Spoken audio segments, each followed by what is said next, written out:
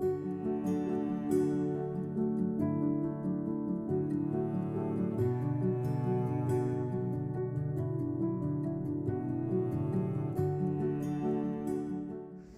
Chris Madrid. How are you? Hi, Michael Canadas. Hi, members of World Doll Day. I hope you're having a wonderful time. And today we're going to talk about baby dolls. And the reason that we're calling this the second baby boom is because little girls have always played with their dolls as babies.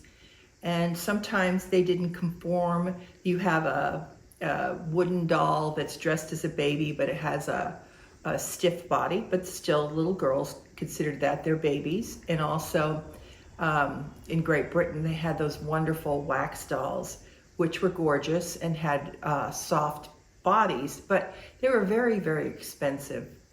So why we're talking about this as the second baby boom is these are Taufling dolls or floating joint dolls. And from what we understand from history, there was the exhibition, world exhibition in 1851 that was put on in Great Britain, and it was done at the Crystal Palace, which was built for the event, and Prince Albert was the main driver behind this to show the world that Great Britain was the leader in the Industrial Revolution and the leader in the world at that point. So one of the displays that they had was from Japan, and they had Ichimatsu babies, and they also had a few other dolls that had jointed bodies, which was very different from what was available in the market at that time. So actually it was Edmund Linden, as far as we know, purchased one of these dolls, took it back to Sonnenberg, which was the center of doll making for Germany at the time, and contracted with George Finger to produce this doll. At least that's what history says. Now, we don't know if he was actually a manufacturer, but we know that Edmund Linder was not. He was someone who basically was a dealer, almost like a wholesaler, who would look for trends, even as they do today with new dolls and new toys to bring to the market. And so what happened is they introduced these dolls, and the dolls were so popular that one manufacturer couldn't make them because they were so popular, because this was really the first time that there was a wonderful doll that would sit in children's arms like a baby. So these dolls have what they're called floating joints, and that really is what distinguishes them from other dolls. If you look here at this lovely little girl, this is what we mean by floating joints.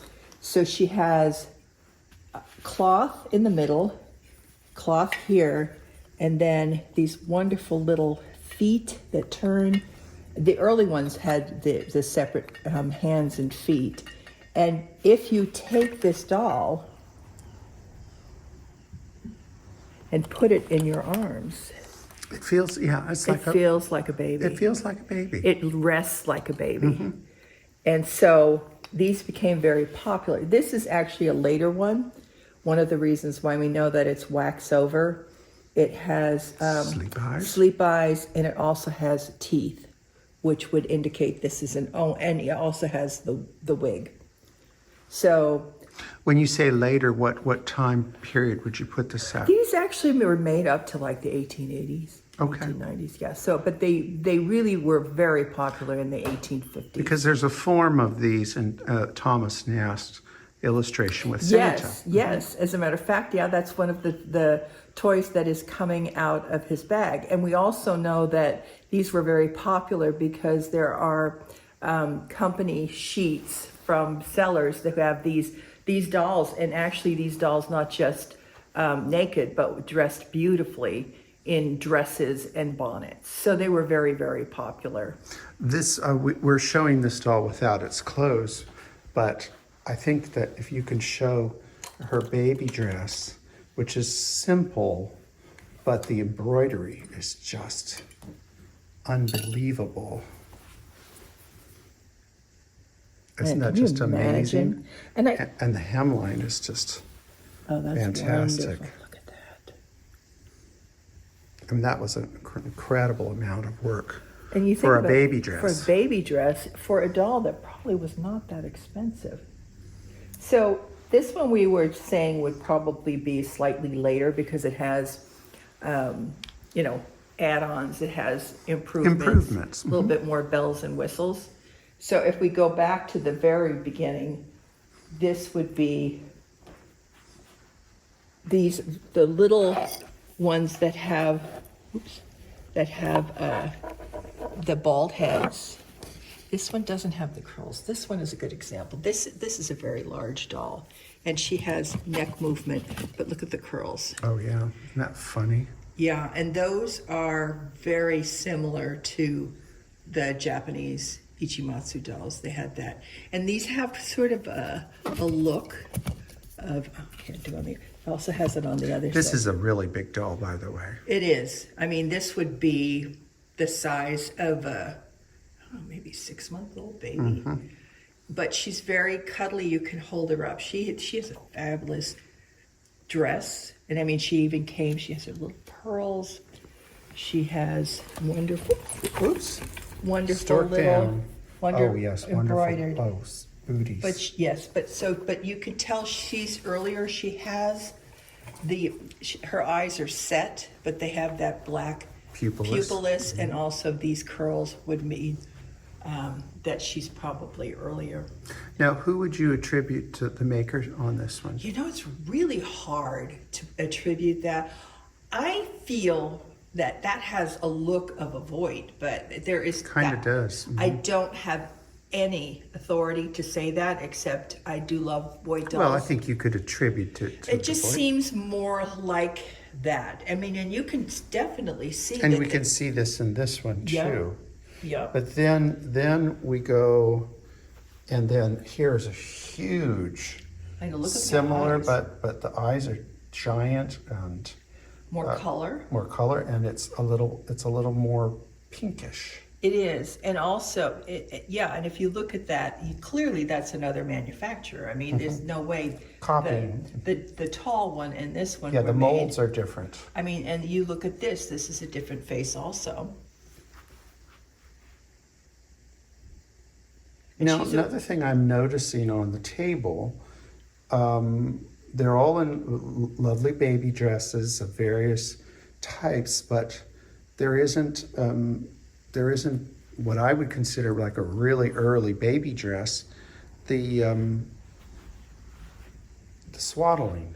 Right, and we talked about that because oftentimes babies are presented in swaddling because they were swaddled. They still swaddle babies today to keep them quiet and to have them feel Comfortable. secure. Mhm. But these girls are, and they're not all girls, but they're all in sort of flowy, and I would say very comfortable dresses. Yes. Obviously, you know, this one is quite plain, but it's still pretty. And she should be early because you can see that she's got the black Oh, and it's got the same pupilless eyes. curls on the Yes. side. And but if you look at this doll has much more narrow eyes. The eye cuts are much more narrow than some of the other ones. So there's definitely many manufacturers. So would you say that, Chris, that pretty much each one of these is a one of a kind? In their own way, yeah. Yeah, Because okay. when you think about it too, with paper maches and they, you know, hand painted. So if you see this little girl here, how sweet. She had a little smile, you know, whereas some of the other ones look like a pouty baby.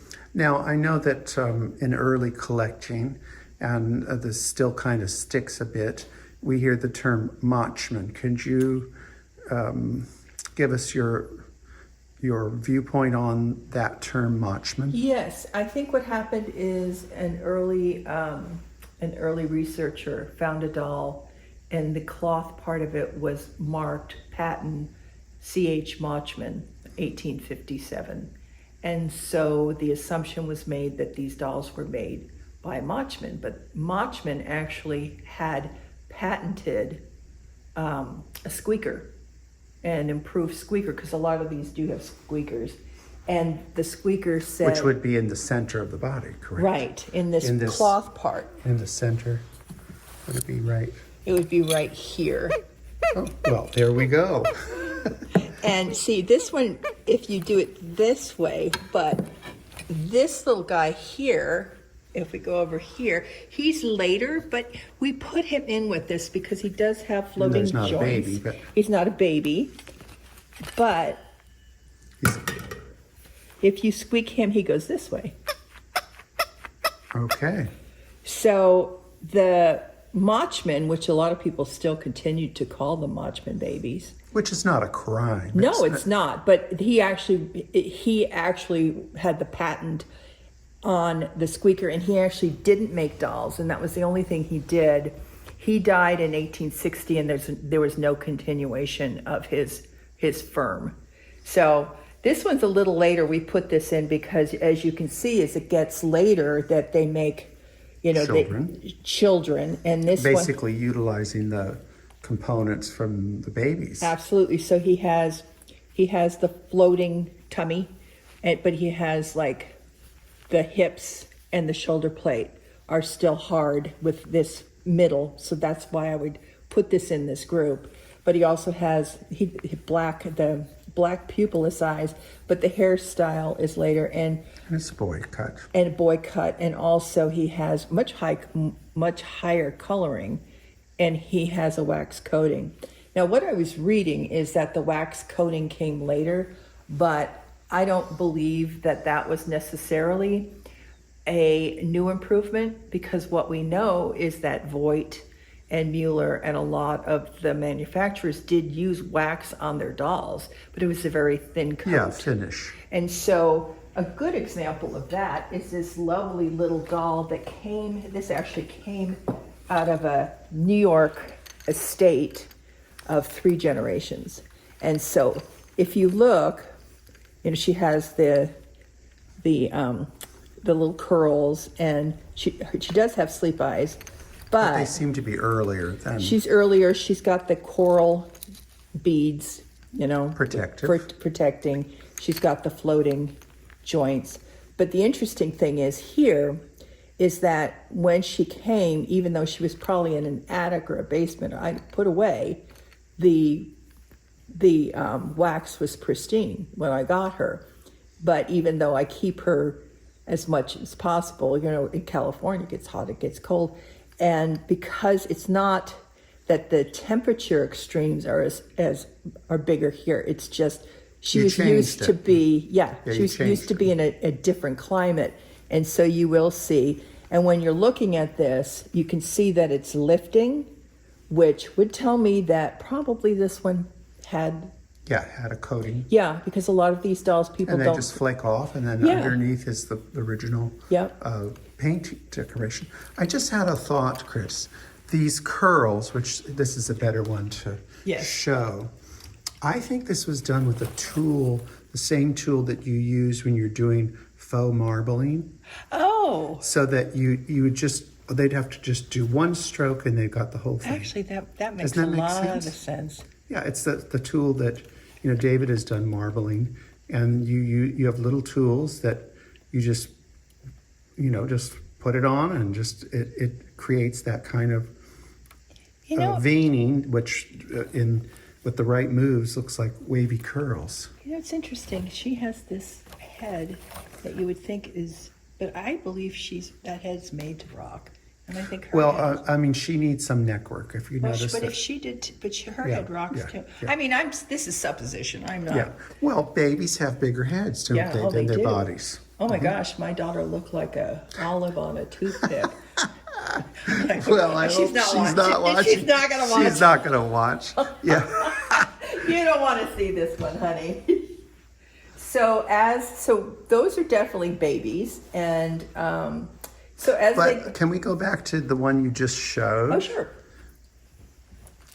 Now, it's a very interesting baby dress in printing, but couldn't this baby doll, once it is christened, couldn't the dress be shortened and she becomes a little girl? Yes, actually. She doesn't could. have to stay a baby forever. Yeah, and if you look. Because it's a very odd, I mean, it looks to me like it's totally original, but it's an Yes. odd costume, Isn't odd it? baby dress. And like I said, this came from an estate. So, and no collectors involved. No, because they had the dolls like this, they had wax, they had all the way up to German children and dolls from the Later time. Yeah, and it was, papers and just the whole family collection. So, that this came. Yeah, it wasn't collectorized. Right, and it's wonderful because it has this little jacket over the cute little thing. But I think it could be easily shortened, and then she could be a little girl. Yeah, because Plop a hat on her or a cap, and she's ready to go. well, they as soon as a baby could walk, they started shortening the dresses. I mean, essentially it's the same dress, but they just shortened it. Yeah, of And course. then they, for boys, then they wore dresses and then they breeched them. So the fabric on this is very interesting too. Isn't it? It's a little bit different to make the body. Now, were they all cloths? The parts that hold the joints. This one might have had a recover, but Yeah. Most of the ones that I've seen are, because that would have been this one. Actually, I should have left the clothes off of this one. Yeah, she's definitely got it's all cloth. all cloth. And I was saying clearly this doll is played with because they have a little diaper on it. Sure. But look at the difference in coloration between this and this because it's been, but look at how Covered. sweet. And her body is made out of twill. Yeah, which is lovely. Yeah, I mean, that's somewhat different from the other ones, but it's nice. I mean, I think dolls that are presented in beautiful costumes, but it's nice every once in a while to find one that comes straight out of a family that's a little different. Yes, absolutely. So what are we going to look at next? Because there's still more on the table for us to...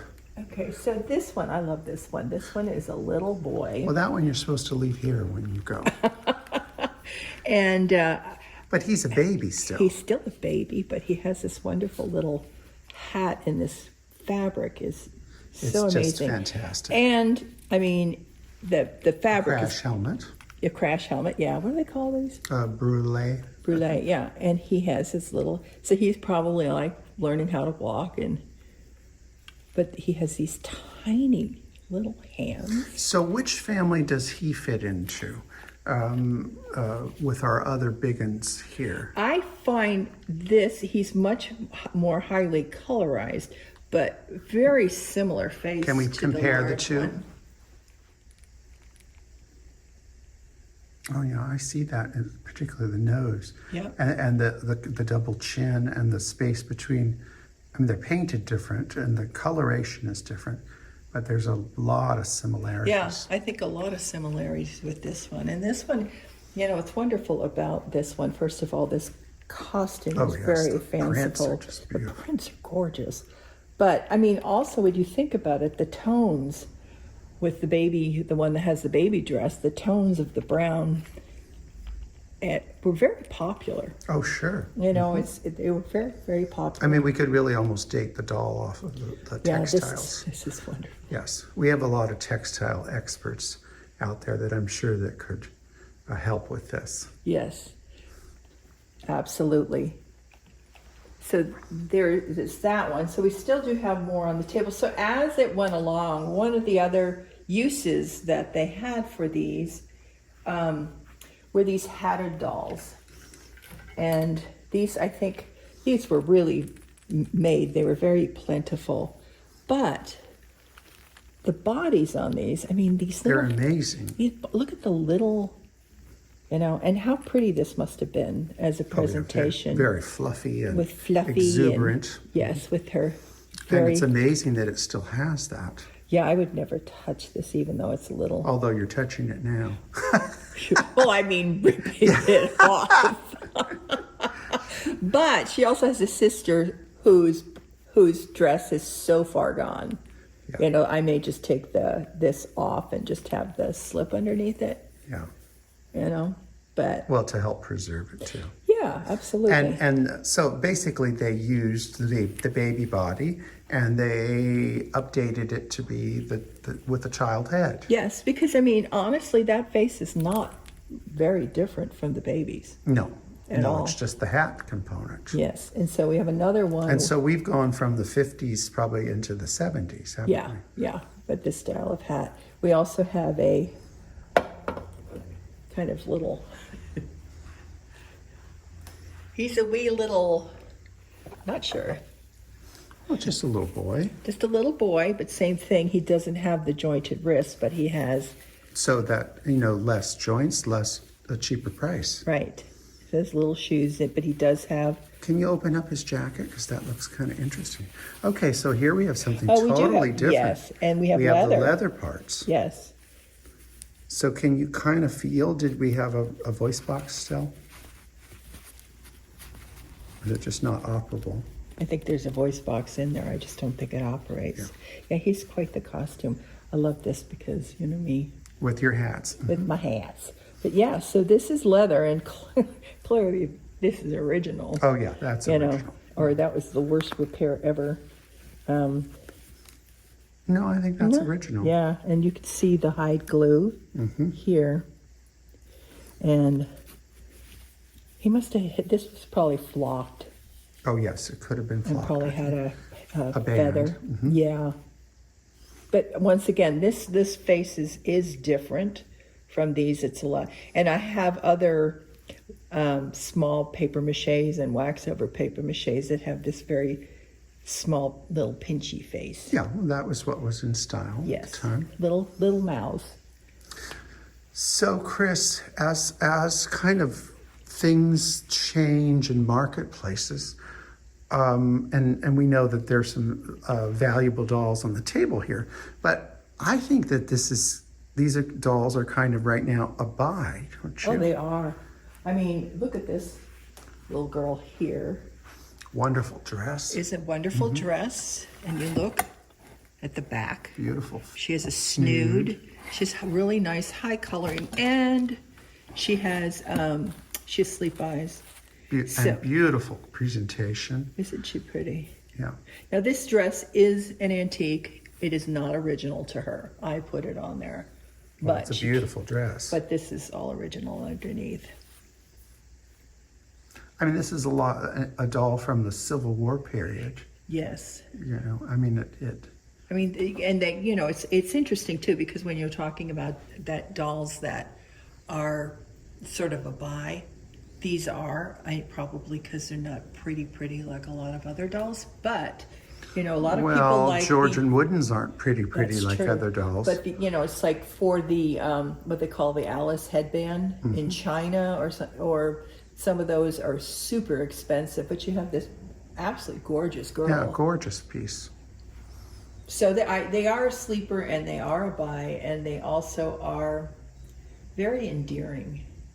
Well, once you start, they're a fun thing to collect. They are. The one thing that I noticed is in our own collection, we have a lot of baby implements, lots of baby implements, but not of this early period. Isn't that interesting? It is interesting. And I would have certainly bought them, but I just haven't had, I just don't think there's a lot of availability. What are your thoughts on that? Well, number one, I agree with you, but also I think that the babies and the important, I mean, babies obviously have always been very important, but in terms of the rattles and the pacifiers and the teethers, I believe babies took more and more a place in life as a baby, and you probably find these later ones because number one, they were probably more produced because early on there was a period of time a baby was a baby. They had cloth dolls but there was such a high infant mortality rate. You have to wonder if, and also that the transition from baby to miniature adult was pretty fast. So I believe there would have been, teethers, which might have been a rag rolled up and soaked in God knows what, laudanum, but in terms of the actual toys themselves, they just don't show up. So either they were made of a perishable material, or they just weren't made at that Or time. maybe they just weren't investing in babies. Yeah. Well, I think that's a lot of it, is that with the high infant I mean, mortality rate. if your life expectancy is 45, a baby's just, that's Right. babyhood is. Yeah, and I mean, you think about that when you read historically, where someone would have 13 children, right? And of those 13 children, like 3 or 4 would make it to adulthood, because they would die so young. Illnesses would just wipe them out. I remember being in a cemetery one time, because I was like looking at it was a historical tour, but of like the headstone and then all these little markers all around, and it really brought home The baby. that babies, and Precious babies. And all of the markers were a year, 2 years. It was really very it was a real representation. We can talk about it, but when you see that, it's like, wow. Mm-hmm. Well, we have all these wonderful historic babies that have survived, and I thank you for bringing them all out. Oh, you're and welcome. there's some of them are some of my favorites. Well, thank you, Chris, and thank you for all you've done for World Doll Day. Thank you. Well, thank you for through the having last me. year, and we really appreciate it. Well, I enjoy doing this, and I think that this is just such a wonderful learning opportunity for everybody. And it's so much fun to be able to share your dolls, and that Michael and David and Sharon have graciously given us this platform. Well, thank you very much. You're welcome. Bye-bye, doll friend. Bye.